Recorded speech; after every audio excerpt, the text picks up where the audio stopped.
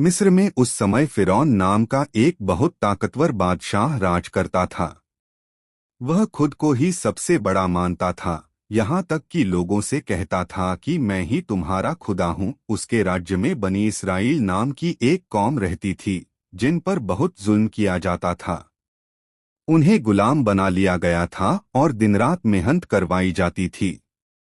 फिरौन को एक दिन खबर मिली कि बनी इसराइल में एक बच्चा पैदा होगा जो उसके तख्त को खत्म कर देगा। यह सुनकर वह डर गया और उसने हुक्म दे दिया कि बनी इसराइल में पैदा होने वाले हर लड़के को मार दिया जाए। इस जुल्म के दौर में मूसा अलैहिस्सलाम का जन्म हुआ।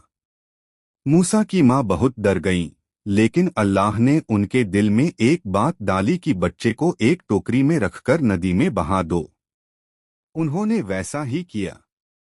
टोकरी बहते बहते फिरौन के महल तक पहुंच गई। फिरौन की बीवी आसिया ने जब उस बच्चे को देखा तो उसके दिल में मोहब्बत पैदा हो गई। उन्होंने फिरौन से कहा, इसे मत मारो, यह हमारे काम आएगा या हम इसे अपना बेटा बना लेंगे। इस तरह मूसा उसी महल में पलने लगे जहां उनका दुश्मन रहता था। समय बीतता गया और मूसा जवान हो गए। एक दिन उन्होंने देखा कि एक मिस्री आदमी एक इस्राएली पर जुल्म कर रहा है। मूसा से रहा नहीं गया और उन्होंने उस मिस्री को धक्का दिया, जिससे वह मर गया। यह घटना अनजाने में हुई थी, लेकिन मूसा डर गए और शहर छोड़कर चले गए।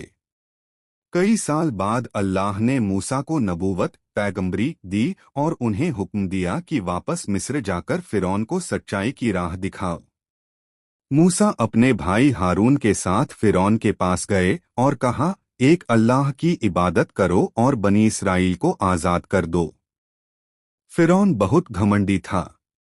उसने मूसा की बात मानने से इनकार कर दिया और कहा, अगर तुम सच्चे हो तो कोई निशानी दिखाओ। तब मूसा ने अपना असा लाठी जमीन पर डाला, जो एक बड़ा सांप बन गया, और अपना हाथ निकाला तो वह चमकने लगा। ये सब देखकर भी फिरौन नहीं माना। उसने अपने जादूगरों को बुलाया और मूसा के मुकाबले के लिए खड़ा किया। जादूगरों ने अपने जादू से रस्सियों और लाठियों को सांप जैसा बना दिया, लेकिन जब मूसा ने अपना असा डाला तो वह असली सांप बनकर सबको निगल गया। यह देखकर जादू बहुत समय पहले की बात है। मूसा अलैहिस्सलाम और फिरौन की कहानी इंसानियत, सब्र और सच्चाई की एक मिसाल है।